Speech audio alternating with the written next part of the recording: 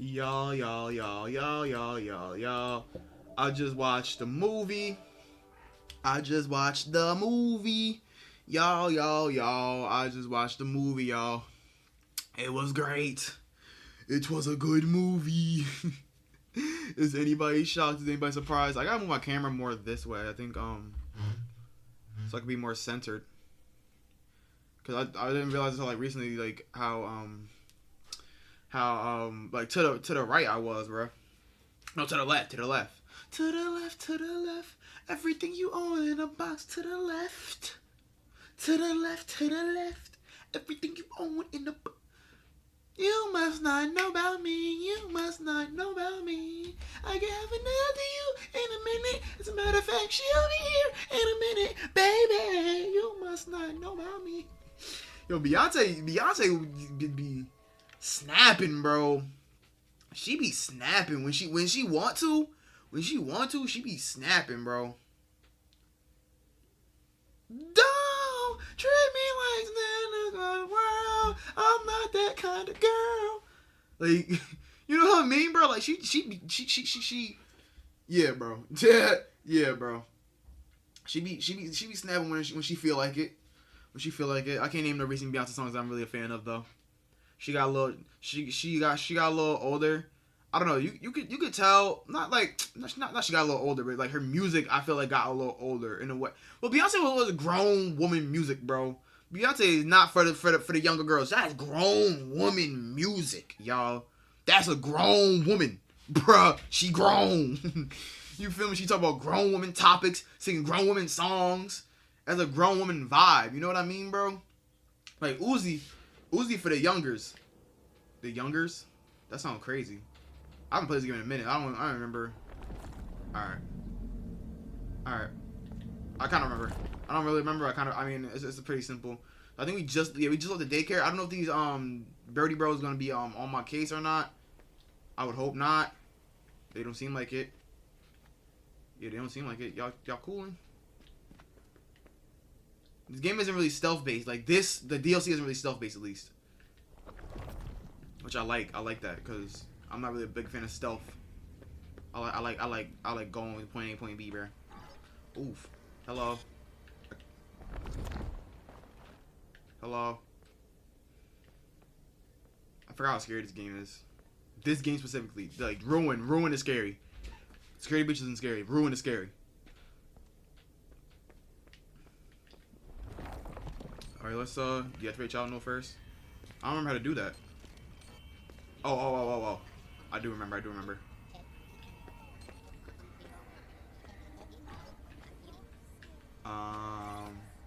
But yeah, bro, I didn't even talk about the movie like I said I was going to. That movie was really good, bro. It was alright, bro. Take it off then. I can't. Okay. It was different than I expected. I don't know what I expected. I didn't really have much expectations. But like what came out of it, like I was surprised. I was pleasantly surprised though. It wasn't a bad surprise. I like what I was seeing. Where's dang, bro. Dang. Golly. Alright, Uno. I loved William in that movie though. I loved William, bro. I wish he got more screen time, but I get why he didn't. The sequence blew minds, bro. Like the part, like the dance sequence where they built a fort. I'm like, bro, what? But like, I don't know. I like that they played into like the goofiness of Friends of Freddy's because it's like that's the whole point about mascot horror, bro. Like it's not like you know, serial killers and like it is. But it's not though. Like that's not the whole point of it. You know, it's like it's meant to like branch away from that and be like, you know, like it has fun. You know what I mean? That's why I like mascot horror games. They have fun, bro. I feel like other horror games like they're more like obviously meant to scare you. I mean, even these games still meant to scare you, but it's like, you know, they're also meant to like, you know, have fun. Like look at these characters. Don't you like these characters? You know what I mean? You know what I mean? Y'all know what I mean, bro. That's a pile of lean. What am I supposed to do, bro? I don't know. I don't know.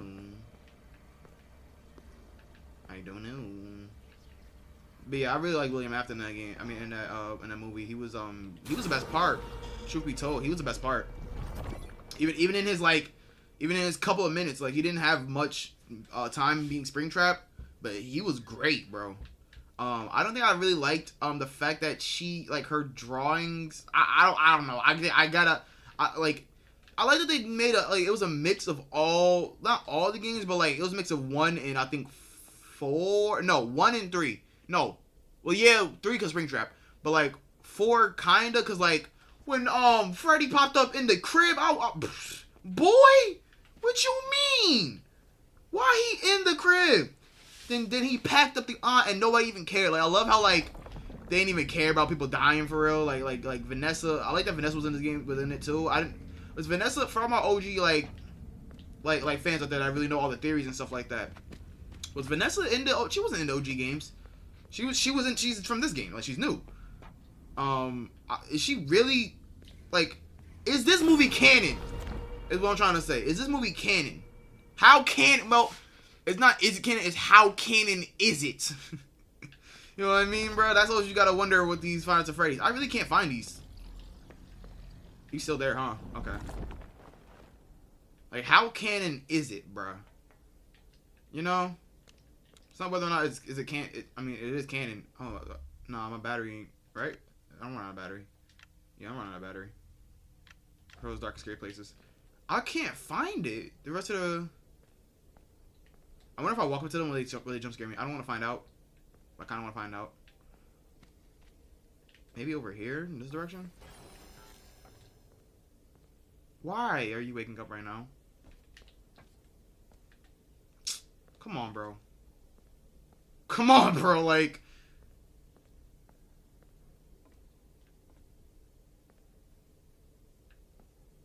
Will you move if I'm in VR mode?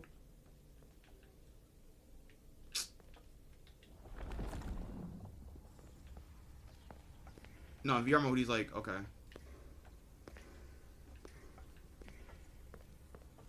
Wait, what? I'm confused then. I ain't gonna lie, y'all. I'm not too worried about finishing this game. I'm really not too worried about it. Like I could live without finishing this game. I'm more of just want to play it just because we're talking about Five Nights at Freddy's right now. Hello. Oh wow. Yeah. So, can you like? Wait. What if I run into him like this? Will you jump scare me? Sure does. Sure does. Yeah, more just want to talk about the movie. I feel like we have to play Five Nights at Freddy's since we just watched the movie. I'm not really worried about beating Ruin though.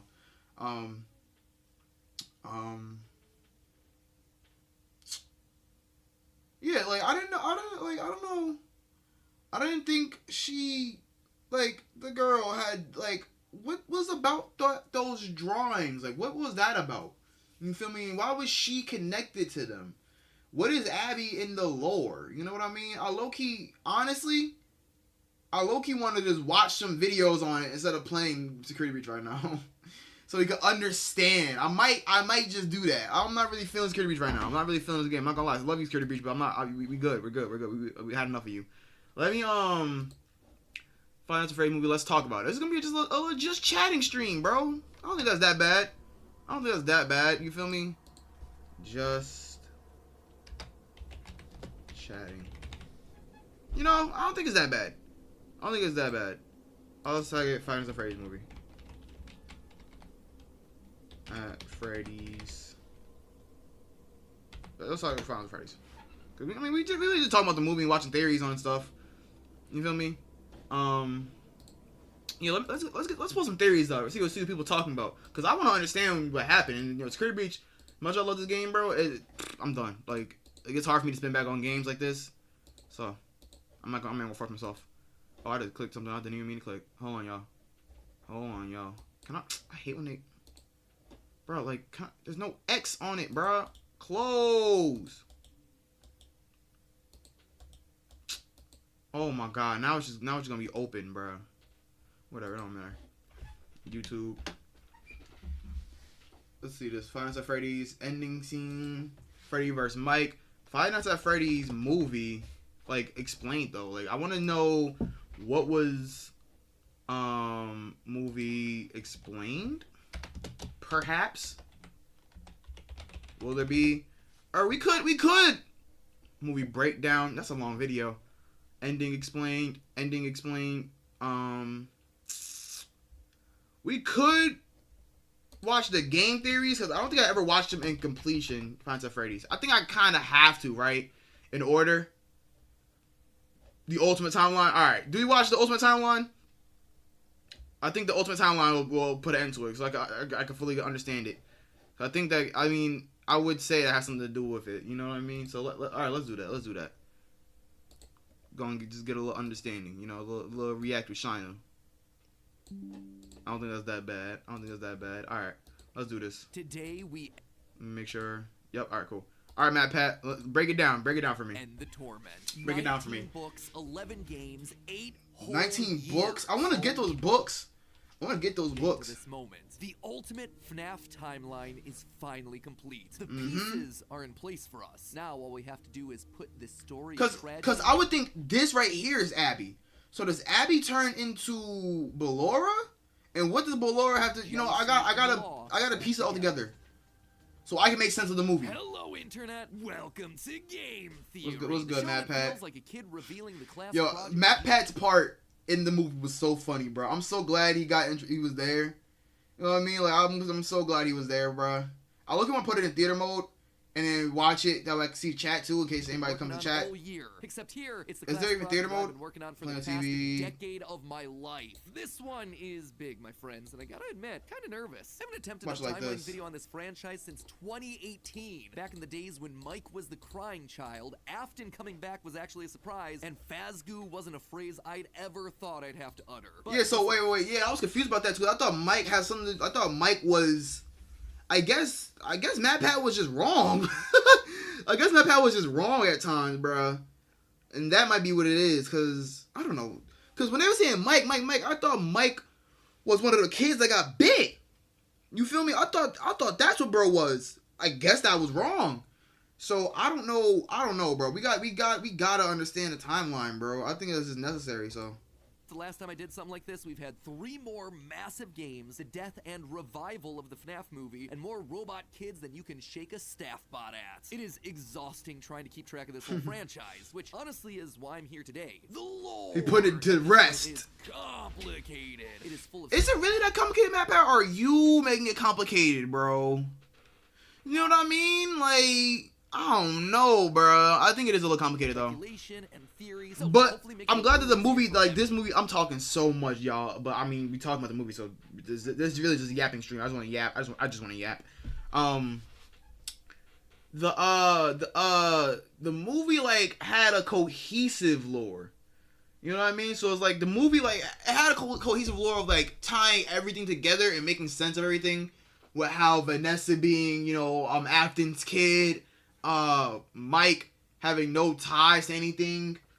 Abby's ties to Freddy and them still wasn't touched on at all, which is crazy because that was the main part of the movies. Why is she friends with them?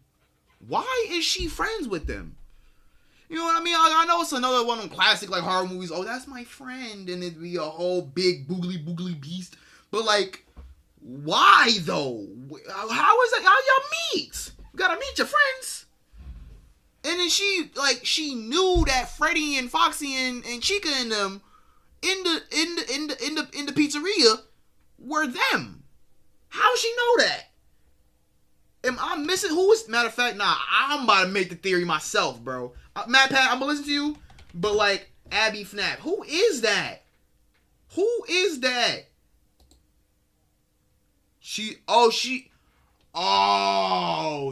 were saying they were going to introduce a brand new character to the series. That's who. Okay. She's brand new.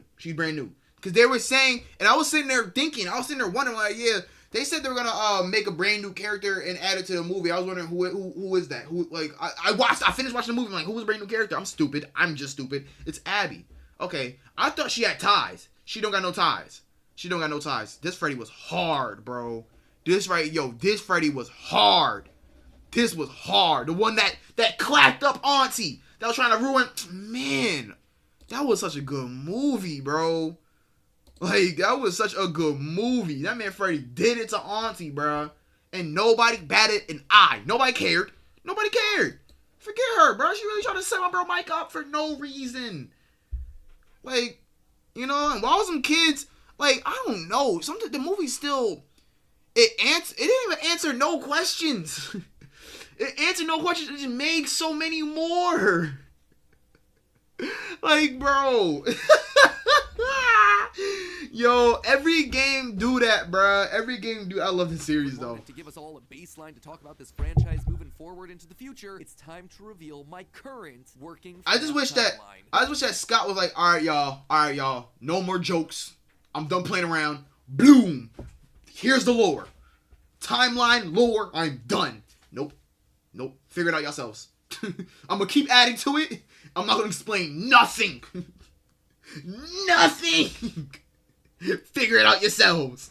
Use them brains, kids. Use them brains. Just before he low key, he's wrong for that, bro. This timeline is massive. Facts. It is huge. Facts. This thing towers over any video project we have ever done on the channel. But when you look at the totality of this franchise, the story of FNAF. I want this poster so bad. The story of one man, William Afton. His successes, his cornball, failures, his rise to becoming. Nah, he was cool though. I really liked him in the movie, bro. I was I ain't gonna lie though. When he said I always come back, it didn't hit. It didn't hit. I'm sorry. Cause what do you mean I always come back? And like you and I even like I don't know. It didn't. It was too early. It was too early. Successful restaurant franchises in the world and his eventual fall to the monsters he helped to create, only to then be reborn in a new digital form later. That's why I've decided to split this timeline into 3. So that's the one. That's the. Honestly, that's the one that be terrorizing me in Ruin, right? That's I guess Techno Willie. Why he look different there? That looked like Vanessa's bunny costume. William loved bunnies. He loved bunnies. The foundation of Freddy's, how the business started and how it came into being, the Afton era, William's decades-long murder spree, and post-Purple Guy. I know it was that long. Modern FNAF. Everything that happens after the pizzeria simulator. Yeah, Modern FNAF is a completely different series than the OG, which I'm not mad at. I'm not mad at that. Come out of nowhere, as well as just points I want to talk about further. I decided to dedicate one episode to each chunk. I originally wanted it to be seamless, continuous video. And this is the clump of them episodes. Sort of explanation at the end of each one. Once this is done, I promise animated hot. Narrative bits into one massive video, so you can just skip my. I really didn't expect to see Matt Pat because he was saying like he got left out and stuff, right? He was saying that he got us. He know how to trick us up. He got us. But for now, this just felt like the best, most satisfying, most complete way to do this. That being said, this is still about the story, the broad strokes of the franchise. Mr. Hippo. So in order to make sure that you guys know that I'm not just pulling answers out of thin air, not only am I discussing some of the more controversial bits at the end of each chunk, we're also putting in a handy little graphic in the bottom left-hand corner of the screen, which will show thumbnails, video titles, books, and any other citations that we need throughout the video. So if you wish to, I might have to buy the books. How much the books cost? Low key. Low key. Real low key. I love horror books.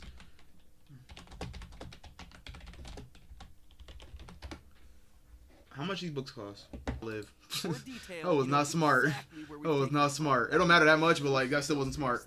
So sit back, grab some popcorn. Oh, what was it saying? But they're only $20. Only $21. That's not bad. So if you wish to understand that specific statement in more detail, you know exactly where we've taken it from. That way you can look into those details for yourself. That's a whole collection. I'll look you one back on Amazon now. Not full Amazon, but like FNAF books. It's saying the collection was 20 box set. Like how can I see the price without? I guess stores, wouldn't it? Shopping. This is graphic novel. Graphic novel. Okay, and it's $30. That's a good price. I should have bought that instead of Goosebumps. I bought Goosebumps, y'all. I should have bought that.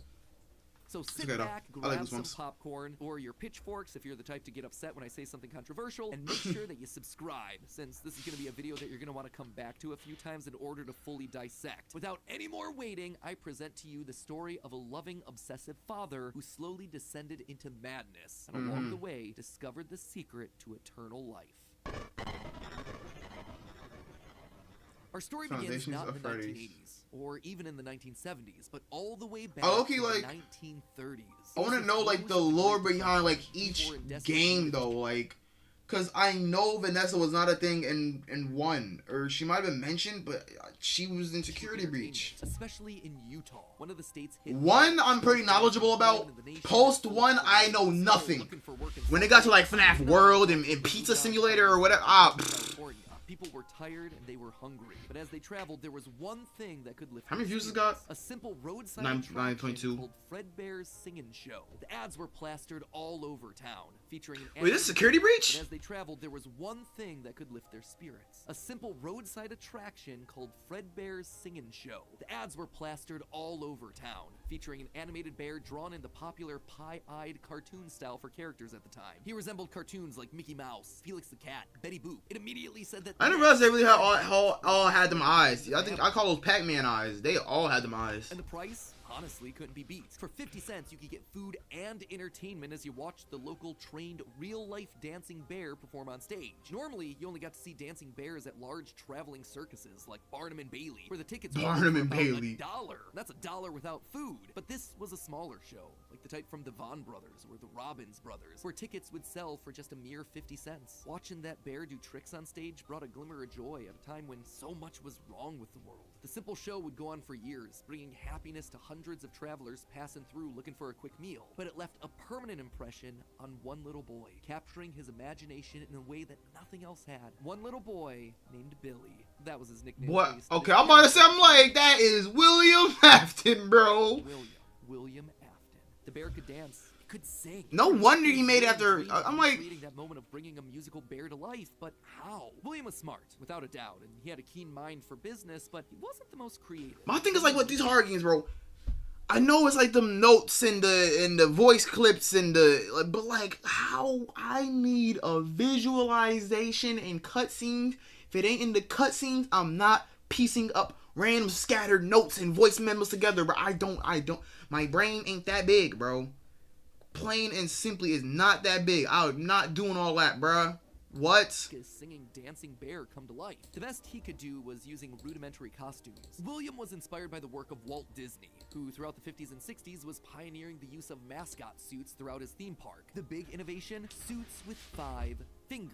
This allowed the performers wearing the suits to use their natural arms and hands to interact with the guests, as opposed to the older models where the arms would just hang limply by their sides. I was gonna say, what do 5 fingers really have to, like, 5 fingers? Like, did that matter that much? A simple mascot suit, he would be able to realize his childhood dream. He would be able to bring Fredbear to life. To appeal to the kids, and for copyright reasons, he changed Fredbear from a realistic brown animal to a cartoonish yellow bear with a purple hat and bow tie. But feeling like one character wasn't enough, he added another friend, a yellow rabbit with a purple vest and matching tie named Bonnie the Bunny. While Fredbear was certainly his first love, Bonnie was extra special because that was his.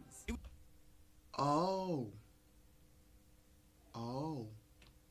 So Freddy was the first, Bonnie was the second. I would assume Chica was the third, and Foxy was last. He was an original character that he had created from scratch. And I do mean scratch. William's hand-sewn costumes were rough, with seams and stitches visibly showing, but it was the best that he could do. And you know what? It was just my boy enough. Flea. Bonnie and Fredbear would perform on stage small, but look at Freddy fat! Yo, that boy fat!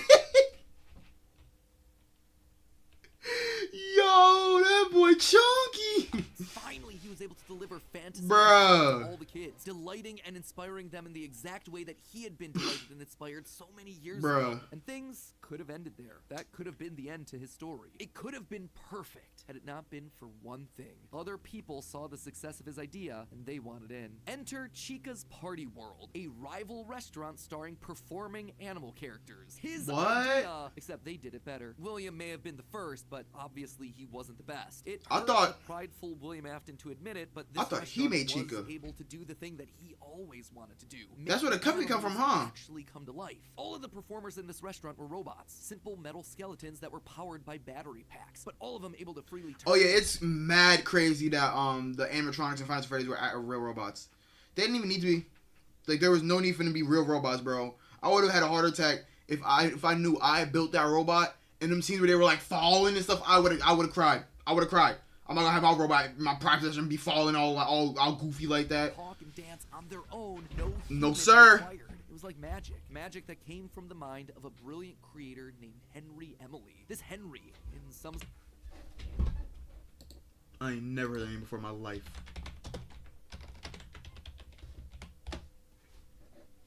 He gotta be from the books. He gotta be from the books. And, oh, business partner. They're the two that they combined. They combined. So was Foxy with Chica?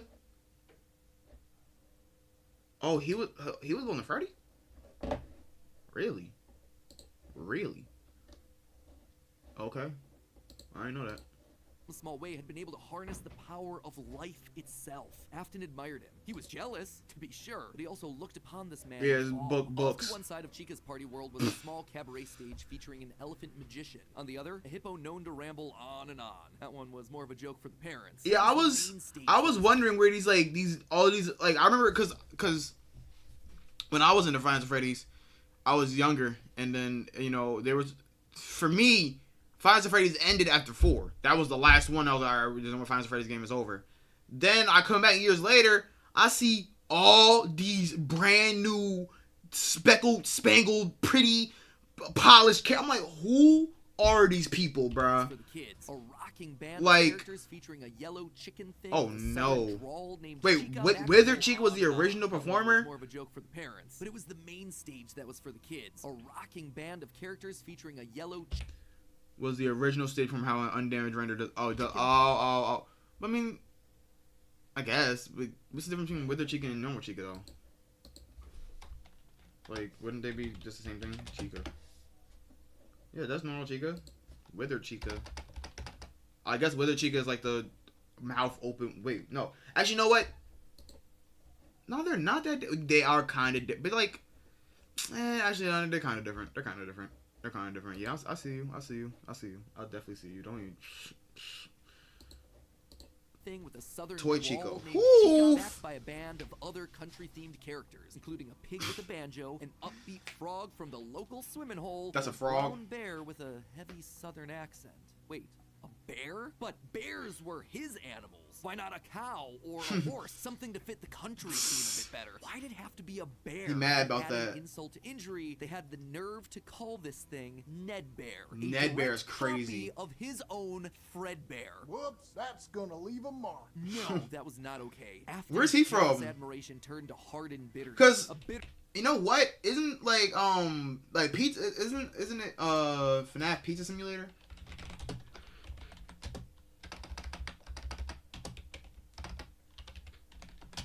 Simulator.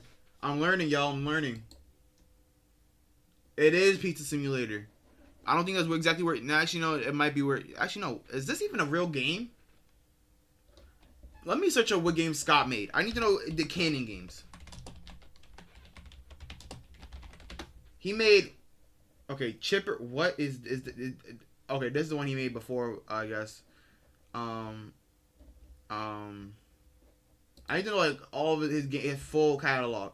So Five Nights at Freddy, Five Nights at Freddy's 2, Six Location 3, 4, Security Breach, Ultimate Custom Night, Help 1. I don't know about Pizzeria Simulator, Freddy in Space is crazy. FNAF World. FNAF World is what I'm thinking about. I think FNAF World. This is where like all these like random like and it might not be this one. Actually, no, it is this one. No, this is the original cast if I'm not mistaken. Original cast right here. Nah, actually, yeah, because that's Country Bro was talking about. This Springtrap, that's a girl. That's Springtrap. Who's this? Yeah, this is where it started like going off the walls, bro. I don't know what's going on here, bro. If you ask me, bro, FNAF 1, 2, 3, 4, Sister Location, Security Breach. That's the only canon games, bro. That's it, bro. Not no Help 1 and not no Pizzeria Simulator. If I'm not getting jump scared, it's not a Five Nights at Freddy's game. Bitterness that would only grow over the next couple of years as families. I don't know. I just full screened it. Chica's party world over Fred Bears. William just couldn't compete with the appeal of the robots. Eventually, his restaurant would go bankrupt, only to get bailed out by, of course, Henry Emily. Another insult, another Henry humiliation Emily that William wouldn't soon forget. 1979. Despite being bitter, Afton couldn't deny that what came next was a period of massive success and expansion. With the two franchises now merged into one, it was the best of both worlds. Afton's ideas with Henry's robotic expertise. The two men decided to launch under a new name, Fredbear's Family Diner, a pizza chain that would eventually come to feature a mix of humans in performing suits as well as on-stage animatronics. They decided to stick with Fredbear as the headliner, considering the that Freddy render easily identifiable as a brand, because so Golden Freddy's the OG then. That's my favorite one, y'all. I keep telling you, Golden man. Look, let's take a look gander. I love Phantom Freddy's, y'all. I love just like looking at them. I just love looking at them, bro. I love Phantom Freddy's. Look at him, bro. Look at him. He's so clean, bro. Here's a jump scare one of the scariest too. It's me. Well, yeah, this one, bro. Boy. Performing animal mascot. Afton appreciated that. This new restaurant would also see a mix of characters as the two franchises merged into one, with Pig Patch and Happy Frog performing right alongside Fredbear and Bonnie. And as part of this one big Fredbear family, they even got themselves official merch that were released, ranging from masks to magnets. The crappy Mr. Hippo fridge magnet? I am sorry, Gregory. That's it. So when does Security Breach take place then? It would have to be later on, because I mean, William's dead. If William's dead, he's fused with the other Freddy. Not all the characters were winners. The reception to some characters was just mediocre, so they faded away. Honestly, he's not talking about the things that I'll be thinking about. Tech stores of lost nostalgia, like their chance to step back into the limelight if and when a headliner went out of commission. Others, though, would fare much better, like a new Pirate Fox, as well as a blue guitar-playing variant of the yellow Bonnie Bunny. Ultimately, the franchise would get so big it would spawn its own cartoon show, Fredbear and Friends. Business was booming. In the end, Fredbear and Bonnie's popularity would be so strong that they would be able to support the Fredbear's Family Diner franchise all on their own, while also spinning off a new sister location dedicated to their friends. In 1983, Freddy Fazbear's Pizza launched, giving a dedicated home to all this new supporting cast of characters. Chica the Chicken, Bonnie the Blue Bunny, Foxy the Pirate, and of course the headliner, a brown Freddy Fazbear. Wait, so why was sister location called sister location? That wasn't really what... Business was good. And probably dove into the lore. I don't know.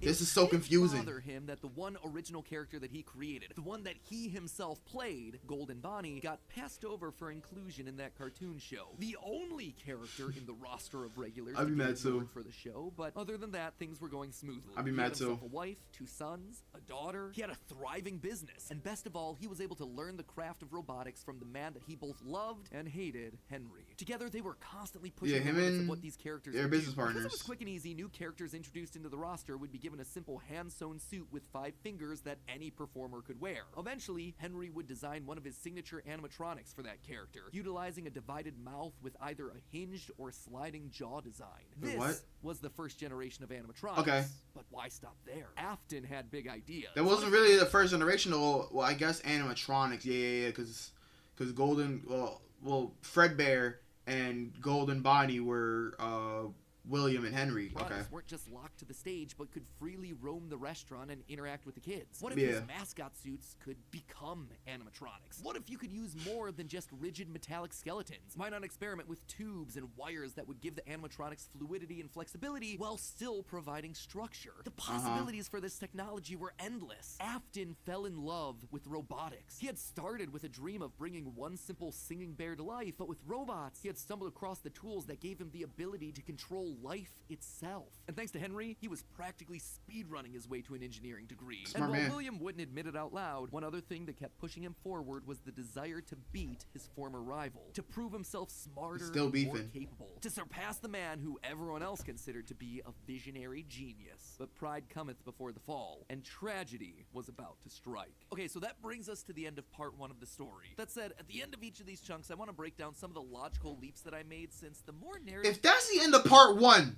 bro, what? Is this not... I thought this was... Oh, this is... Wait.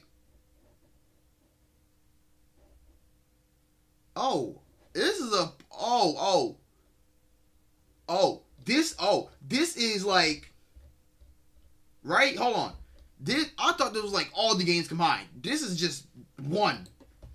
format doesn't give me much of a chance to justify a lot of the big decisions. And admittedly, there are some large leaps in here. Let's just start off with Fredbear's Singin' Show, shall we? We know, based on the retro poster that was hidden in Security Breach, that at least at one point, Fredbear was an actual bear. And Facts. like I called out in that narrative segment, dancing bear shows were a real form of entertainment. The only Facts. problem is that, timing-wise, none of our main characters would be the people in charge of that business in the 30s and a series of pizza restaurants in the 80s without him just being extremely old. Best case scenario, if Afton's running the Singin' Show when he's 18, that still puts him at nearly 70 when the first pizzeria opens and his murder spree begins. Yeah, Afton is an old man, bro. This doesn't make a lot of logical sense because he doesn't become immortal until his first death in Springtrap. That's why I suspect that Fredbear's Singin' Show was either a family business that Afton then carried on to a new generation, or something that he saw as a kid and just wanted to recreate when he grew up. The Fredbear Singin' Show thing also starts laying the groundwork for some of the core elements of this story, that Freddy's was a place of fantasy and fun, and that Afton, despite eventually falling to become the heartless serial killer and mad scientist that we know him as, Why did he start killing, is though? someone with good intentions and a love of entertaining kids. He wanted to bring things to life from the very beginning, a theme that recurs a lot why more did he start throughout the rest killing? of the franchise. Next up, let's talk about those mascot costumes. One thing that I keep going back to is the design of Glitch Trap. It's a handcrafted suit. You can see the seams and everything.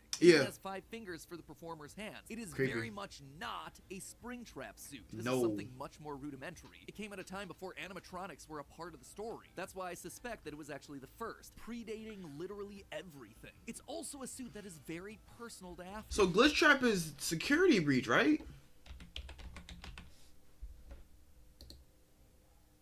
That's Security Breach. This is crazy, y'all. Are we serious? I wasn't even in one scroll. This is the second row. I wasn't first column. I wasn't even a scroll in, y'all. Who did he eat? No, that is crazy, y'all. That is crazy.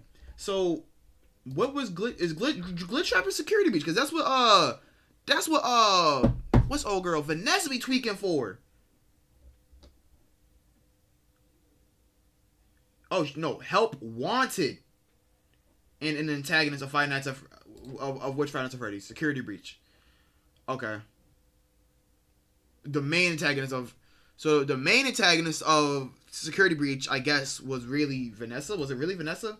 I wouldn't say that. Vanessa was like Vanessa is a follower of the digital violence Glitch Trap. A form. Wait, what? A form? What do you mean a form? A form?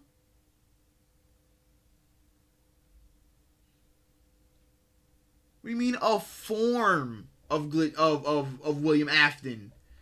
He turned into her?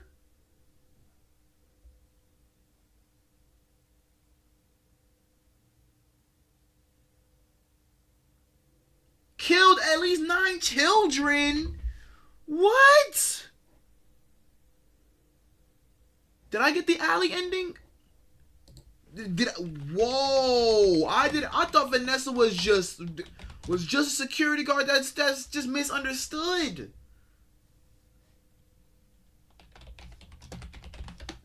Oh my god!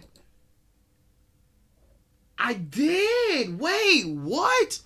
Oh, missing kid. She killed them. She did it. Y'all, I didn't know that, bruh. I literally had no clue. Wow, bruh. Okay. Dang, Vanessa. So wow. And she was crazy. Wait, a security, be sadistic personality hidden childlike flamboyance. She was cool to me. I must really be like oblivious, bro. She was perfectly fine to me. She was just doing her job, bro. Like, I didn't see nothing that wrong with her. I must be like oblivious for real. I didn't. That's scary, bro. I'm genuinely scared now because I didn't in that form. It's his personal avatar. It's the way that he sees himself. There's also a whole separate discussion to be had here about the habits and rituals of serial killers. So the fact that he's choosing to lure kids and kill them in this particular suit actually you can tell says it's a human. a lot about his emotional attachment. I love that the animatronics versus the humans have very different movements, bro. You can tell. So, while Fredbear seems to have started as someone else's creation, Golden Bonnie was uniquely Williams, giving him a personal connection. That's not all. In this whole franchise, only one set of characters have themselves 5 fingers, the Nightmares. Even Golden Freddy, Fredbear was a 5-fingered wearable suit at one point in the story, as we see in this shot from the graphic novel. Before he, like everyone else, was... So, graphic novel, what, like, when... Is a graphic novel like a book with like pictures? Like, it's a comic book. This is a comic book, y'all. Cause I never understood graphic novel. Like, what does that even mean? I guess like the words are more important. Like in a comic book, you know what I mean? Like a comic book, the pictures are kind of more important. Like. Bro, graphic novel is a long way to say comic book, ain't it? Hold on, bro. Graphic novel versus comic book. Like, graphic novel, usually standalone book with panels focused on clearly profiling of the story. What? Multiple pages, each with a variety of panel layouts.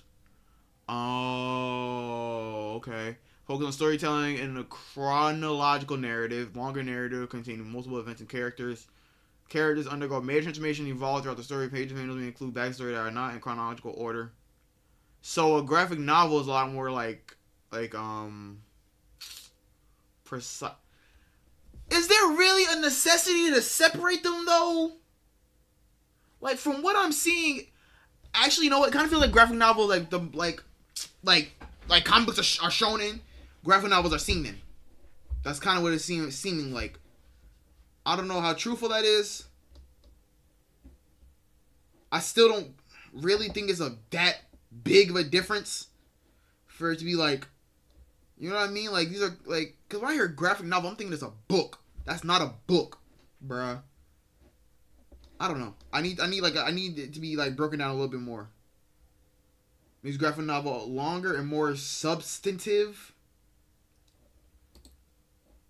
Similar because they're used standalone.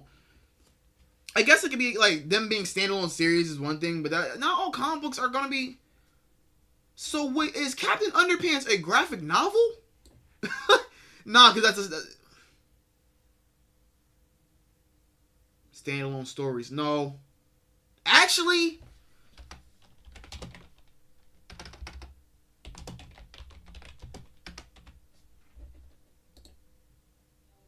It's a graphic novel.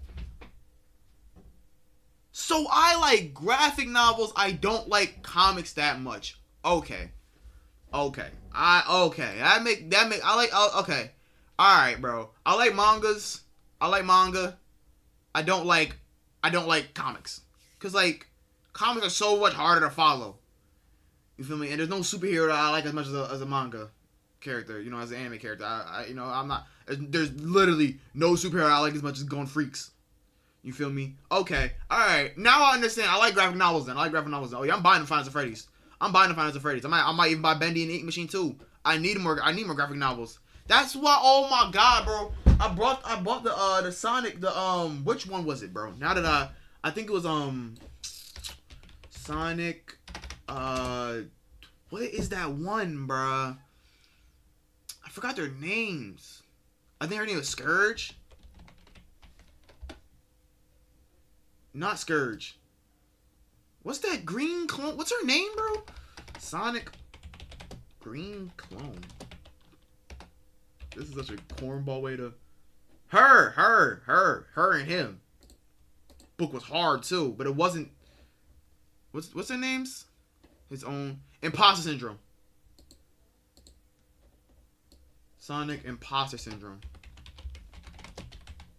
Bruh, I bought this book thinking I'm like, oh yeah, this about to be it, bruh. I didn't know it was a bunch of them. Look how many it is, bruh. They started showing Brody Bro right here. I'm like, who is this woman? That's a whole man for one. I didn't even know that. I thought it was a standalone. Oh yeah, I like graphic novels, bro. I don't like comic books that much. I'm glad. Okay, I'm glad I went down with this because like now I know the difference and now I know which ones that I actually like and which ones I don't like. Animatronic. This seems to imply that all of the main characters had similar wearable mascot outfits at least at one point in time, and that whoever is having the FNAF 4 nightmares, if they even are nightmares, something that we'll touch on in part 2, saw those mascot suits specifically. Lastly, we have to talk about the elephant in the room. The literal elephant, Orville Elephant, as well as the rest of the mediocre melodies. For a while Mediocre now, melodies are their mediocre names? melodies. Is that really what their names are? Mediocre melodies? I would assume so because that's what he keeps. Mediocre. They surely are. Yeah. When these people started coming in, that's when I got out of Five Nights at Freddy's. I still don't even follow them too tough. They're cool. I don't know. I don't know if I'm really too much of a fan of them though. You know what I mean? They're not like, again, there's side stuff. There's side stuff. I feel like if I went down the rabbit hole, I probably started liking them. But like, who are these people for real though? Like, who are these people for real? You know what I mean? Like, who are you guys? So. Played a much more important role in the story than just being a bunch more animatronics to fill out the roster. Especially Ned Bear, which is just so suspiciously close to Fred Bear. And yet, there are two key details that we're going to have to justify with any mediocre... Didn't William make them? More... Oh, no. He said the ops made them. Yeah, why would I like the ops? The ops is the animatronics. Them's the ops. Freddy, my guy. Foxy, my guy. Chica, my guy. Bonnie, my guy. Golden Freddy, Springtrap, they my guys. These is the ops. Why would I like them? Animatronics to fill out the roster. Especially Ned Bear, which is just so suspiciously close to Fred Bear. And yet, there are two key details that we're going to have to justify with any mediocre melodies mention. One, they're very rudimentary with external battery packs. That's crazy. Come very early in the timeline. And two, we know that at minimum, Mr. Hippo does eventually become an official member of the extended Freddyverse. But if these things are supposed to be Mr. Hippo, bro, rip-offs, why would you be trying to rip off yourself? You wouldn't. You would be stealing someone else's Wait, but they... So if Afton created Fredbear, there would have to be some rival franchise. The only other person who would likely be ripping him off, Henry. We've talked extensively about how the mediocre melodies are clearly Henry's design aesthetics. Henry! Is you serious? Nah, they frenemies, bro. They frenemies. I don't think Henry's doing this maliciously. He doesn't strike me as the type. He was likely building the robots at the... Nah, I heard about you, Henry. I heard about you. I was doing Google searches. They was saying you not the guy you seem to be. Running a rival restaurant franchise. But that's enough motivation to start... He a handsome man. I ain't gonna lie. He a handsome man. Rivalry, but also begrudging admiration. As the Freddy Files Ultimate Edition says, it's important to revisit the beginning of Henry and William's relationship, so here you go. I think this is where it begins. Also, this is future Matt Pat here coming back to add this one in. Seems like the recently released character encyclopedia has backed up all of this speculation. I've had this timeline written for about a month now, but Let's I've go, also Matt been Pat. off a bit to see what wrenches this Let's character go, Matt Pat. might throw into it. And Hey, on this bro. particular point, I gotta say, it seems like we might actually have nailed it. They actively call out the suspicious similarities to the main Fredbear crew. Quote from one of the pages: Ned Bear looks like an imitation, altered He just do. enough to avoid copyright issues. I don't know about you, but that seems to imply that we were right on the money. Knowing all of this, at one point the franchises had to have merged. That's really the only way that you get Mr. Hippo from the rival franchise as part of the Fazbear crew. This also mirrors a lot of what happened in the real-life history of Chuck E. Cheese, with two rival restaurants, each with their own casts of characters, merging to become one unified brand. Again, we've gone into that in detail with other videos, just wanted to remind you all of that here. But I didn't know that. with two rival Wait, what? restaurants, each with their own casts of characters, Who is these guys? merging to become one The Beagles! unified brand. Again, we've gone into that in detail with other videos, just wanted to remind you all of that here. But why would I call out the rival restaurant as being named Chica's Party World? Few things, actually. First, we know for a fact that a location named Chica's Party World exists. It is mentioned in the source code teasing sister location, so it is out there somewhere and doesn't fit cleanly anywhere. You're telling me that you really went through the source code of video games to figure out these theories. Yo, Scott. Scott. What did you put in these games for people who want to figure out the series that bad, bro? Like, what did you put in these games for people who want to figure out the lore that much that they're going through the code of the games? Second, in the story The Puppet Carver, Chica is very explicitly looped in with the book versions of Pig Patch and Ned Bear, implying that she started as a mediocre melody. Thirdly, her design just fits better with the theme of down-home country animals with southern accents playing the banjo and eating with bibs. And with her being the headliner of the show with her name on the restaurant, it would make sense then that when the restaurants merged, she was the one that was added to the main cast of characters while all the other mediocres faded away. It's also why when Freddy's closes after she switched up on her guys. That is crazy. She's the one to branch back off into her old franchise and is therefore missing in Sister Location, a detail that's bothered me for years at this point. It might also explain why William I really wish I finished Sister Location. His first dead kid into Chica. That one was Henry's creation, not his. He did that. Sister Location, a detail that's bothered me for years at this point. Wait, let me see the Sister Location animatronics. I want to see them. I think I have a good location animatronics. I cannot spell for the life of me, boy. Chica is literally right there. What is he talking about? Only one that's missing is Bonnie. Yeah, why's Bonnie gone? I don't really like these designs. I don't like these designs. The white and the pinkish is too. I don't know. I don't like them. I don't like them. You scared the life out of me. I hope you know that. She scared me so bad, y'all. And we're trying to get a nutshell. Okay, these designs are actually kind of hard. I just don't like it as much. Like I like the OG colors. I like color. The white and the pink. I don't know. I don't know about that. What? That's real? That can't be real. Who is that? That's a hard character design though. I don't think I've ever seen a character design like that. Like that's a rare, like the big strong women, bruh. You don't see that character design that much. You really don't. That's crazy. Might also explain why William that can't be real. His first dead kid into Chica. That one was Henry's creation, not his. Is all of this a big leap? Yeah. Is it connecting a lot of dots that are very spread out across the franchise that I've been holding on in the back of my mind for years? Absolutely. But I think it makes sense. It this man, Matt Pat. A clean answer to a lot of the random threads that Scott's been leaving dangling for years. Scott's picture is a perfect Absolutely. But I think interpretation of him running from his fan base. So what did I do? What have I created? Close the book on the foundation of Freddy's. And don't worry, next week I'll be back to give you arguably one of the most confusing parts of this entire timeline situation. Part 2, the Afton era. I promise, it will actually be next week this time. No more waiting around. I am just as eager to get this one out the door as you are to watch it. I promise. I wonder what made him decide like this was... We'll actually get to talking about the games. I would have liked to have talked about them in this episode, but there just isn't that much in the games that helps us depict anything pre-Family Diner. Although, yeah, I don't like that. I don't like that the whole story, like, cause I'm just like I'm gonna read the books. Don't get me wrong, I'm gonna read these books, but like I would wish that the games were the main source of the lore. You know what I mean?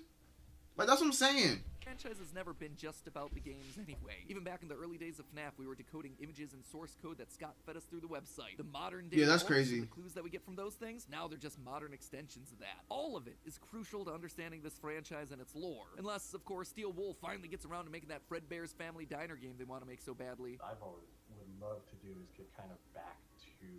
That'd be kind of cool. cool. We'll ever be able to do this, but getting back to kind of like the origin of like Fazbear Entertainment or the origin of... that would be kind of cool. Freddy Fazbear. But in the meantime, while we wait for that inevitably cryptic game, I hope that this start to the timeline helps to fill in some of those gaps. I'm excited to share part 2 with you next week. If you haven't subscribed and rang the bell, make sure you do it now so you're notified. Okay,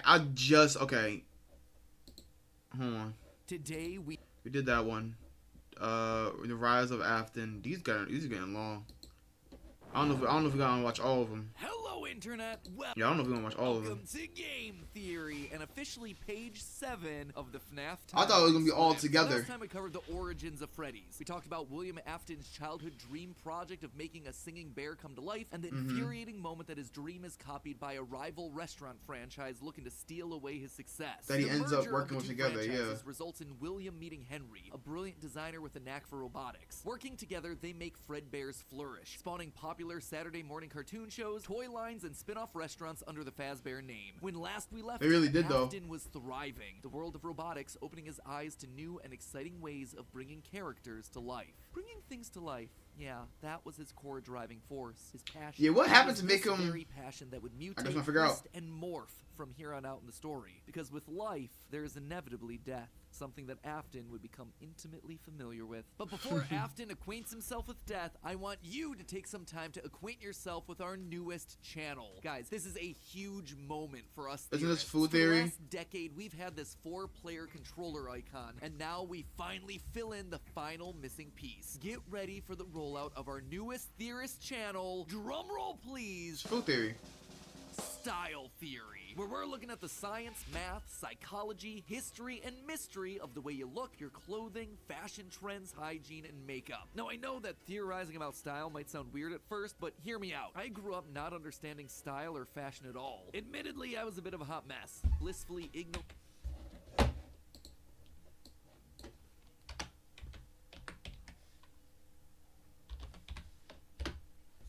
Drip check. Drip check, drip check, drip check. This is absolutely insane. He dripping though. The thriller jacket, he dripping. He dripping. Look at the look at the young stunner. Look at the young stunner. That look fake. No, yo, he looked the exact same.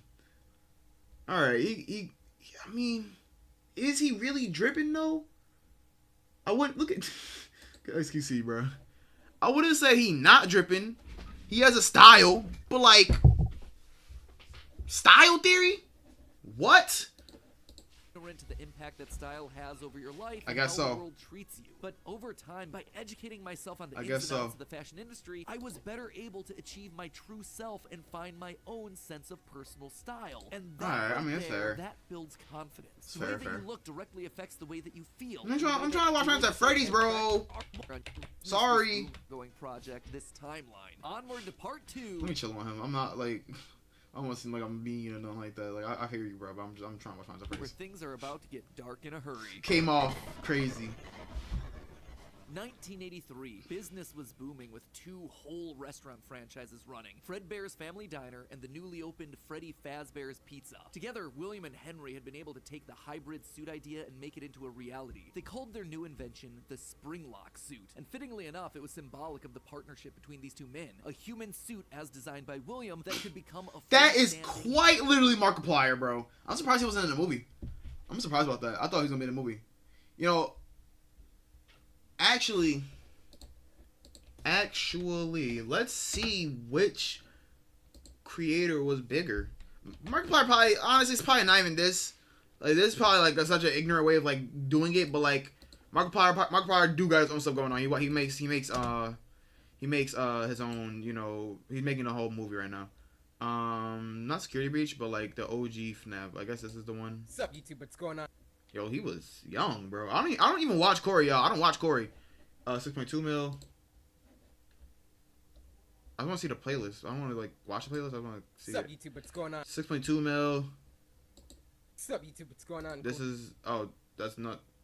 He got the exact same intro. Ray Kinchin here, and welcome back to Five Nights at 2 Freddy. No, we're not having a good time. I don't know. And then yeah, whatever. Markiplier. I think Markiplier's Final Freddy video, the first one, is actually bigger. That's it. What 6.2 mil. The first one. Hello, everybody. Yeah. Oh my god. Yeah, 114 mil. Mark was probably just busy though. Mark is probably just busy. If I had to, just so you know, I don't watch any of these people. I don't watch Game Theory no more. I don't watch Markiplier. I never watch Markiplier. I never watch Corey Kenshin. But it's just, you know, they're very obviously they're very influential to Five Nights at Freddy's. So. It was still new tech with kinks to work out. The rollout was limited, restricted only to the Fredbear's Family. This is gonna be the last one I watch. This is gonna be the last like video I watch on it. You feel me? Because we haven't watched videos for a pretty long time. I can't be one of them reaction channels that sit there and watch a long video back to back to back. I can't do that, bro. I can't sit still. Y'all know. Patient. Y'all know. This meant that William was busier than ever. He didn't have time to be a full-time parent, so he designed a nanny cam system where cameras and speakers were hidden throughout the neighborhood, as well as in his youngest son's favorite toy, Psychic Friend Fredbear. I mean, plushy Fredbear. But since cameras just weren't enough to raise a kid, he also left childcare duties to his eldest son, Michael. There was just one problem with that. Michael was far from the best babysitter. Yeah, because I was so. Hold on, is Mike? I guess Mike and Michael are two different people. Prevented his younger brother by jump scaring him with a foxy mask and constantly left So him wrong alone. for that. William watched all of it from his cameras. Kids would be kids. Tomorrow was another day, after all. Except Michael's torment didn't stop. Bitter, angry thoughts would run through Michael's mind. Why did he have to be the one to take care of this whining crybaby all the time? It just wasn't. That's your fair. job. It was time that he got even with his brother by playing the ultimate prank. That's not A prank his brother's so fault, happened to though. be on this crying child's birthday. He and his friends would take his scared little brother and make him do the one thing that he was terrified of. This is doing, so wrong for getting this, bro. close to the animatronics. That would be embarrassing for the kid that was such an embarrassment to him. His brother squirmed, screamed, kicked, and fought, but just as they were putting that small, squirming boy up to Fredbear's lips, the mouth snapped shut. The sensitive spring locks inside the body had been triggered by the boy's movements, and they'd immediately clamped down. Was it Freddy the one that got the head bite off in the movie? Was that Freddy? Cause one of them bit somebody's head off, and that was crazy. It was Freddy. The girl was putting her her head in there, and bro hand grabbed him.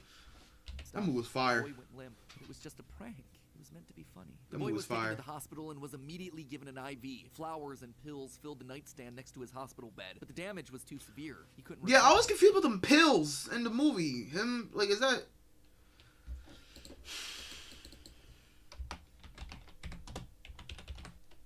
Mike Schmidt, huh? This is Mike Schmidt. wait, whoa. Oh, Michael. Wait, no, he turned purple too? What? Oh, he's just a security guy. He's just a security guy. Okay, I'm about to say like Michael not evil. He just security. He literally just security, bruh. So I guess him sleeping and having dreams is like something that's hold on, Mike Schmidt. Oh, Michael Afton. This is the no wonder bro like a cornball. Yeah. Wait, we play as them in FNAF 1. Oh, he's bro in the them little like side mini games. Are those even in FNAF 1? FNAF 1 mini games? Is that? No, it's not. Yes, it is. No, that's FNAF 3. That's FNAF 3. Yeah, that's FNAF 3. Yeah. Wait, right? Yeah, I think that's FNAF 3. It has the mini games.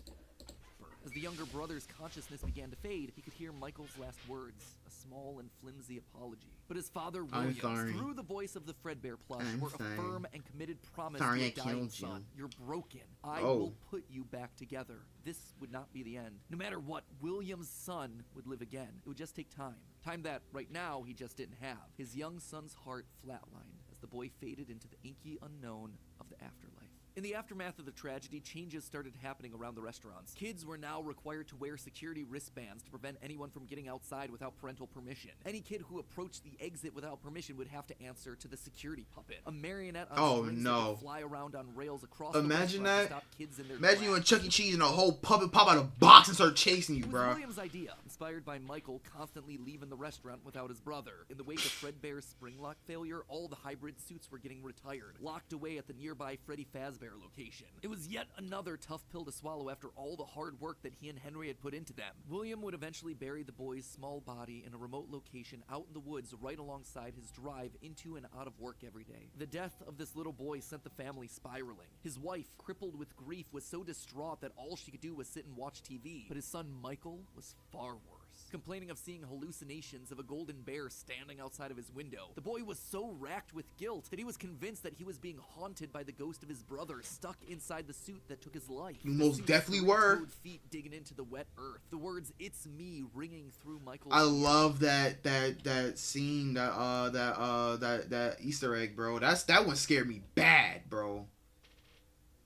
Wait though. If the "It's me" stuff, you see that in FNAF 1. Are you not Michael? Why is Mike seeing that too if he's not Michael? Are these really different characters, bro? Or are these the same person? Are we sure? How? Oh, wait, I just said it right there. Mike Rebornica Scott. Who is Rebornica?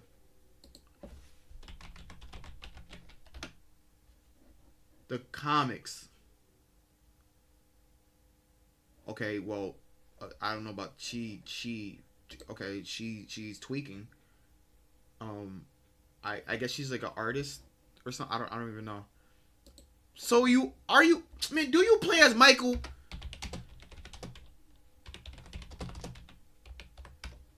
I can't type right. Michael Afton in FNAF, bro.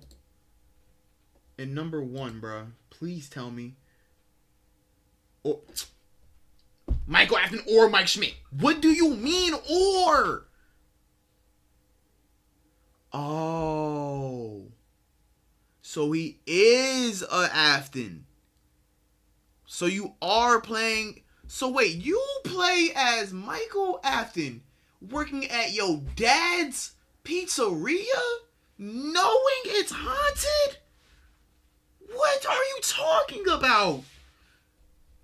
He changed his name to Mike Schmidt. Okay. So what's up with this then? What is this talking about? Wait, what? He turned into Springtrap? I guess the purple is just something that gets passed down because you just turn purple if you in Afton. That must be it, bro. Like, what are we talking about, bro?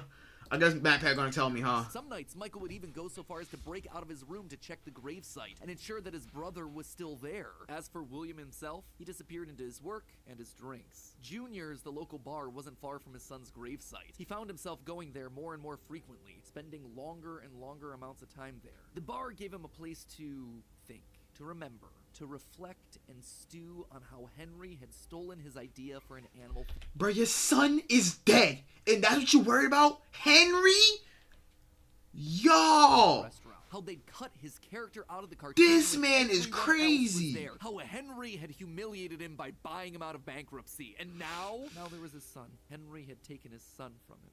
Henry! Failed after all. William ordered one more drink, but you know what? It did fail. That is true.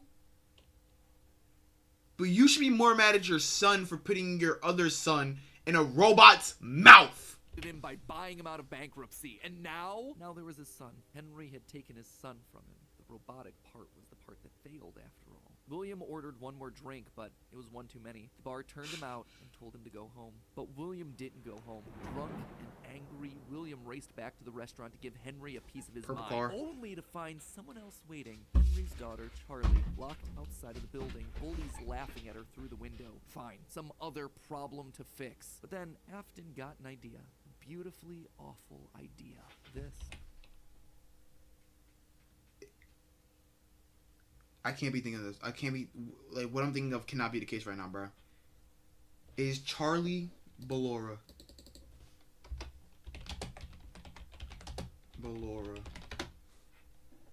Not Ballora. Baby doll. Y'all really gotta stop. First row. Come on, bruh.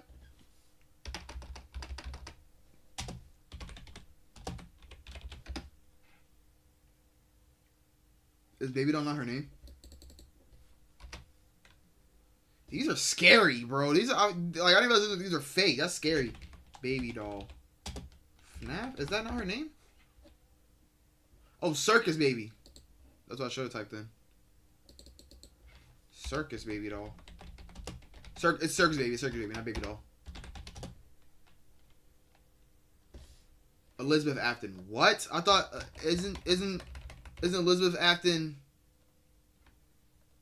Chica? He said he put her in Chica. How many kids do bro got? I don't know. Let's keep watching the video. This was his chance to get back at the man that had humiliated him all those years ago. Henry had killed his business, and now Henry's robotic suit had killed his son. It was time for William to do some killing of his own. Let Henry feel what it's like to have something you love get ripped away. Henry sent this man down the only spiral, bro. While parties continued inside the walls of the pizzeria, William attacked Charlie in the back alley. It felt good. He felt free. The years of resentment and bitterness trapped in his heart finally released in a moment of pure unapologetic evil. He would make Henry hurt like he hurts.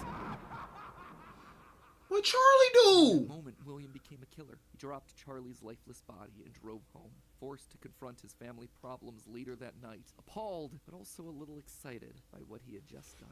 Charlie's death would remain on the books as a random act of violence, and though Henry had suspicions about William, there was no physical evidence, nothing that could link him back to the crime. In the weeks that followed, Fredbear's family diner would close for good. 2 high-profile deaths around the restaurant with 2 grieving owners in such a short period of time was just too much bad press to handle. Besides, Freddy Fazbear's was still open, and it was the newer restaurant anyway. All the equipment from the diner, including the old yellow suits and security puppet, would get retired to that location, and there they would sit for 2 uneventful years. The rest of 1983 and 1984 were spent quietly grieving. Freddy Fazbear's Pizza and the new cast of characters were This is crazy, yo. Like, tragic memories of their yellow predecessors quickly faded. Afton kept a low profile and buried himself in work and research, quickly reaching Henry's level of engineering and even surpassing him. And while Henry slowed down to grieve, Afton kept going, even starting his own company, Afton Robotics, for all those pet projects that were a little bit too experimental for the regular operations of the pizzeria. The first of these experimental projects was a secret workshop under his house, a veritable bunker, which allowed him to work while still monitoring his kids via hidden security cameras. 1983. A passcode that served as a constant reminder of why the cameras were so important, why he was down there in the first place. This was all to fulfill the promise that he had made to his son, right? I will put you back together. This was for him. All for him, right? But cameras weren't enough. He needed to solve the runaway Michael problem. He had to keep him in the house. He couldn't have another one of his kids wind up dead inside of an animatronic suit. So why not run a little experiment on Michael? You see, all this work with Henry had gotten Afton to start FNAF 4 was William Afton running an experiment on Michael. learning more about life, robots, the human mind. And wait, no, that couldn't be the case because in FNAF 4, actually, no, no, that could be the case because Michael having a dream about what he did. What a fallible machine we as humans were. Our reality is so easy to manipulate with a few sensory That scared the life out of me. Like sound. It was just a few That sounds scared. discovered that he could alter a person's Man, mood. why you do He that? could transform blank, smooth plastic robots into lumbering, twisted nightmares. Nightmares far scarier than he could create with actual materials. They would appear organic, rotting, putrid. These are some of the These scariest. would be his means of keeping his If son not, Michael in the house. if not, oh, I don't know what I just did right there.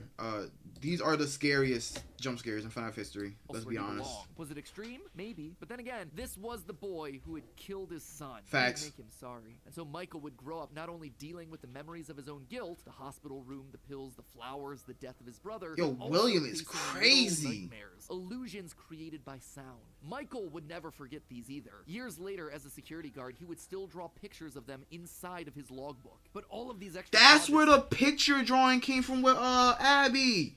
I'm like, yo, what's up with her drawing pictures? What they gotta do with anything? His home life suffered even more. He was an absent father and a non-existent husband, leaving his wife cold and alone. Why do you hide inside your wall? The wife is Ballora.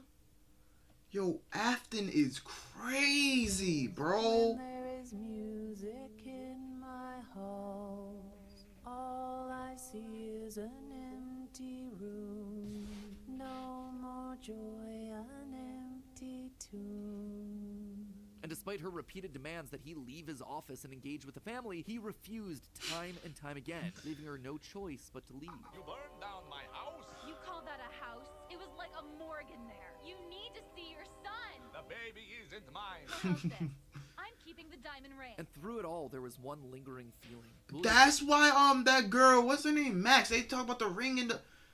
I need to watch an Easter egg. Okay, after this, I'm watching a movie Easter egg video down be out because I need to. What it felt like to be free. Charlie's murder had unleashed. Oh, like references at least, references. He wanted more. June 26th, 1985. Putting on the golden Bonnie suit, he lured children one by one to the back room of the pizzeria when no one was looking. At first, he was cautious. He would lure them with promises of cake and cookies. He told them that their dog had died. He would ask for help with homework. Susie was the first. You never truly forget your first. I was the first.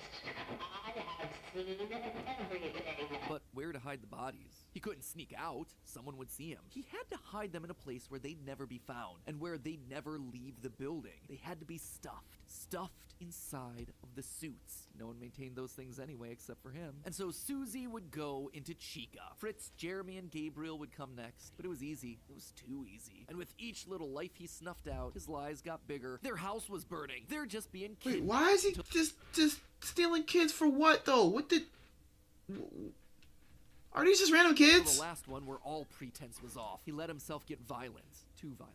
I'll just wait for him after school. Throw a bag over his head, hit him with a shovel, and drag him into the back of my car. The body of Cassidy was far more bloody and broken than any of the others. He'd let himself go too far. That one he shouldn't have killed. With no more active that one, just that one. He shoved the body into the one suit that remained backstage. The long-forgotten yellow Fredbear, now broken and discolored with age. Broken, like Cassidy was broken, like his son was broken. Newspapers reported on this disappearance, naming the whole thing he was just children's incident. Police would even charge William with the crimes after finding security footage of the golden mascot suit luring kids to the back, but they couldn't convict him. They had no bodies, and his face had been hidden behind the mascot suit the entire time. That is crazy, bro. Was circumstantial at best, and so he walked away a free man. But Henry knew the truth. In these murders, he saw his daughter Charlie all over again. So he threw Afton out of the company and shuttered the doors to the old pizzeria. Henry would keep the franchise quiet for 2 years. This would not happen again. This could not happen again. How could he protect the kids? Finally, he developed a solution. He would implement an even more extreme security system in the form of new animatronics. Toy animatronics, inspired by the toys that they had been selling years ago. But these guys, these were special. They were a new breed of robot with facial recognition abilities. But most importantly, they're all tied into some kind of criminal database so they can detect a predator a mile away. That's Henry talking? Now withered with age were moved to the new location. With a plan in place, it was time to try once more. The year was 1987, and the new and improved Freddy Fazbear's Pizza was making headlines in local newspapers. Headlines that just so happened to catch the attention of William Afton. This goes so much deeper than I like. I just don't have it in me to watch. I want to watch the rest of them, but I don't have it in me right now to watch the rest of them, bro. This is just crazy, though. This was back without him? That was his idea. His character. Henry was, yet again, trying to cut him out of the picture. No. As long as... Yo, what did Henry do to make this man that mad? Come back. Golly. Apply at the bottom of the article. $100 a week to apply call. Afton would go back. $100 a week is crazy. Or co-founder. He would go back in the one place that they would least suspect him. A lowly day shift security guard. And there it was, buried in the back of... Who hired him? Henry, if you don't fire that man, what? Bruh, imagine you own a company with somebody, you kick them out the company because they killing people, then one of your employees hire him back. You writing this man's checks. Fire him. Yo, Henry's stupid. Parts and services mixed in with the old withered animatronics was the golden rabbit. With the yellow security badge still on his chest, he used his crank to pull open the spring locks. It was time for Bonnie to give an encore performance. I cannot believe that. One of the suits, we had a spare in the back, a yellow one. Someone used it. Now none of them are acting right. From what I understand, the building is on lockdown. No one is allowed in or out, especially concerning any previous employees. When we get it all sorted out, we may move you to the day shift. Our position just became... How long was he working there? Did you not hear about it? This is your company, right? Didn't you... If he's a predator...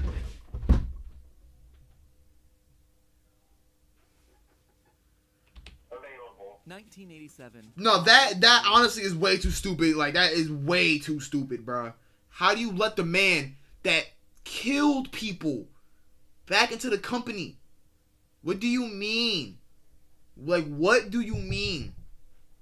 And you let him get his suit back? Why did you keep the suit? Burn it! For kids. He didn't know what felt better, getting back into the suit after 2 long years of waiting, or knowing how devastating this would be to Henry the next morning. He didn't even try to hide his crime this time, just meant more blood on Henry's hands. He'd failed to protect the kids again. The restaurant had only been open for a few weeks, but William was sure that this would get it to close. Good, if he couldn't have Freddy's, no one would. Whenever a new pizzeria opened, he would be there. But as he sat in his bunker, something else started to... That is literally crazy. He had seen something strange. The old withered animatronics, they had been wandering around the building, spurred on by the puppet. It was almost like those old robots were trying to save the kids.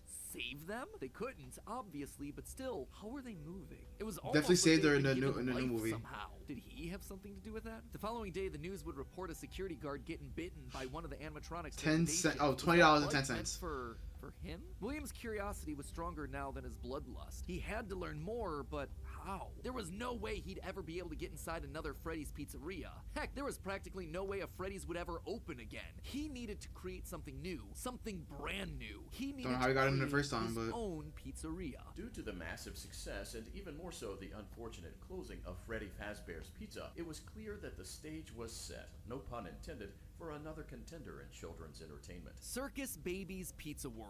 This would be the place where he could continue his work. No longer just murdering, experimenting. He needed more kids, and he needed them alive. And knowing that he couldn't show his face on the restaurant floor, he needed a way of remotely capturing his victims and preserving them for his work. With that goal in mind, he designed a new breed of animatronic. Their endoskeletons fluid and flexible. He equipped them with sound lures that could mimic voices. They could isolate children. They could incapacitate and contain them with zero direct input from him. It was brilliant. He was brilliant. Far beyond the simple bars and wires of Henry's designs. And the characters he chose for this were uniquely his. His new roster wasn't going to be tainted by Henry's disgusting barnyard bird. Instead, it was back to his characters, his creations. Freddy, Bonnie, Foxy, as well as 2 special ones. The first, Ballora, was an homage to the woman who left him. Now she would never leave him again. The second, okay, it was just an homage. Was I thought he put his wife in Ballora. With his baby in mind, Elizabeth, his youngest child. She would always be Daddy's little girl, the one that listened to him, the one that obeyed, until the day that she didn't.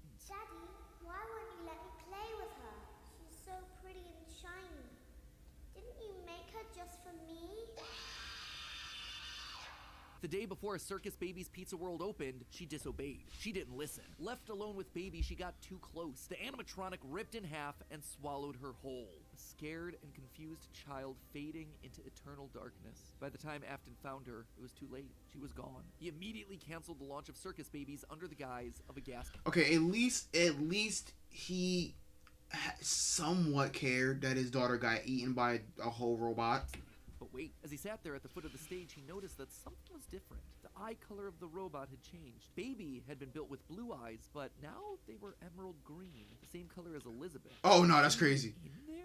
Could this all be connected to the free-moving animatronics that he had seen at Freddy's? He had to know more. His mourning turned to excitement. He had to return to where it all started. 1993. Oh, he nasty, bro. This place was pathetic. Henry had clearly tried to reopen one final time with those old original animatronics from so long ago, but William's damage to the brand had been permanent. These things stank of death. They hadn't been washed in decades. But even if they had, nothing could wash away the stink of murder that haunted these halls. One night, then another, then another. William repeatedly snuck into the old broken restaurant to lure the living animatronics to him, one by one dismantling them, robbing them of their endoskeletons. The metal had to be the secret. It had to contain the remnants of life itself. But he had to know for sure. Leaping out of a room that was invisible to the animatronics programming, he dragged the oversized robotic skeletons back to his underground workshop, back to where Circus Baby watched on with glowing, curious eyes. Eyes that somehow felt alive. Not knowing what else to do, William melted the robotic parts down.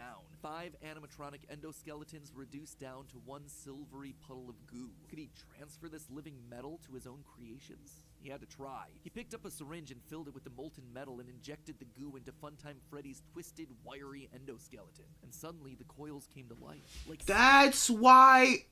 Oh, cause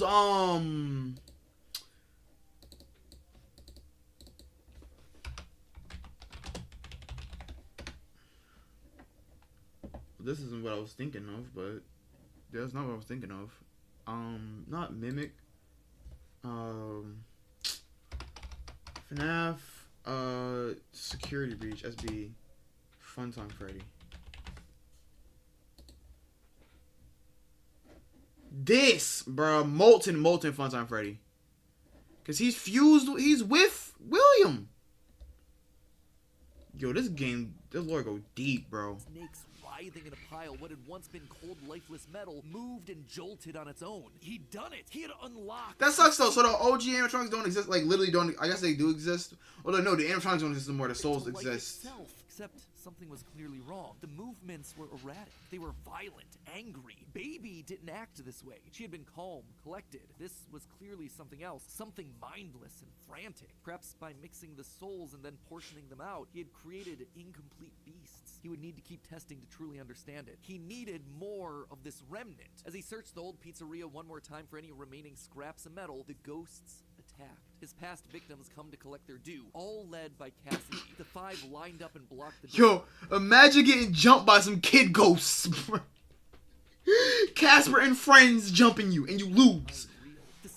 Nah, honestly, Mike in the movie was definitely getting jumped by them kid ghosts, bro, and lost, bro. Them kid ghosts are strong. No, let me not. Of this were incredible ghosts, real ghosts that he could see, all standing against him. But what could they do? What couldn't they do? He panicked as Cassidy approached. How do you stop something that's already dead? Maybe with the thing that resulted in their death in the first place. He would get into his suit like old times. He would regain his power over them just like the day that they died. He was the genius. He was the one in the suit. He was the one in charge. Oh yeah, bit him. Into place. Maybe it was his frantic movements. Maybe it was the leaky abandoned restaurant. Maybe it was just fate coming to collect its due. He didn't know. The only thing he did know was that his brain was suddenly filled with searing white-hot pain as hundreds of metallic pins and gears stabbed into his body from all sides. All he could do was collapse, blood slowly oozing out of the suit and pooling onto the floor around him. It couldn't end like this. It wouldn't end like this. His work was unfinished. Unable to move, his only option was to survive, to live, to keep living. It took days lying in his own blood, but eventually someone found him. A security guard making a normal report. When he saw the animatronics torn apart in the middle of the party room floor, it caused him to file an immediate report of a break-in. An owner would have to come in and claim the damage. And who else would it be other than Henry? Hope jumped in Afton's heart. Henry would see him. They were partners after all. He would be the one to help save him, to get him out of this suit, to relieve him. They're not partners no more. Pain. Henry entered the secret room. His eyes fell on Afton sitting there in the pool of red, and Henry, saying nothing, turned and walked away. Duh! Man, you killed my daughter! What? Forget you!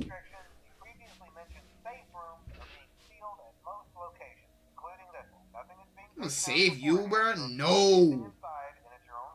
You could drown in your own blood 30 times over, boy. And so there Afton would sit, hanging on for 30 years, trapped behind the walls with an iron will that refused to die. Springtrap so flee. Of this part. I say this part because it's not officially the end of the Afton era just yet, but this just felt like a really solid Matt Pat. point. The episode has gone on forever. Okay, I'm so about to say, most of this is things that we already knew, stuff that's been established and reestablished time and time again by the games. That said, there are two things that I absolutely have to address. The first and biggest is the placement of Sister location, or more specifically, Elizabeth's death. To me, evidence in game seems to suggest that it was meant to come before the crying child's death in 1983. The biggest clue to this is that the crying child saw something. Remember what you saw is the phrase that's repeated over and over again by psychic friend Fredbear, aka William Afton speaking through a walkie-talkie in the Fredbear plushie's stomach. But what did he see? Well, I think we can tell based on how the nightmare animatronics are visualized. They have mouths in their stomachs, just like Baby ripping in half at the waist to swallow a kid. There's also the empty girl's room, one presumably left behind by a dead... No. What? Well, I guess it could come. I don't really prove that it comes. That Baby Doll comes before it. That don't really prove that. Sister. And lastly, it explains why he's scared, and more specifically, why Afton wants him scared. He needs his kids to stay away from the animatronics. He doesn't want them getting too close, because the last time one of his kids got too close to a robot, his daughter died. That's then why he sets up the nightmares, to scare both Mike and the crying child away from the animatronics from that point forward. That's why books like the Character Encyclopedia outright suggest that we play as the crying child in FNAF 4. That's why he has a nanny cam following the crying child everywhere. What? So you, bruh, then no, we don't play as you said we play as Mike. You just said we play as Mike, we don't. What? He can keep tabs on his kids when they're out of his sight. He can't let another Elizabeth situation happen. The death of Elizabeth also gives William Afton extra motivation for killing. He's a grieving father. His daughter was taken away from him, so Charlie should die as well. He's lashing out at the world after losing his kids. And again, we know that at least one of his children had to have died prior to Charlie's death, based on the mound of dirt that we see in Midnight Motorist. It also allows circus babies to open and close earlier in the timeline, which is how you wind up with Funtime Foxy appearing as Mangle in the FNAF 2 location. Basically, Elizabeth dying first has True, because even I was confused about that. I remember nobody even talks about Mangle, which is crazy, but like okay. Now it makes more sense. Now it makes more sense, bro. Cause so that would mean so what? No, they don't. No.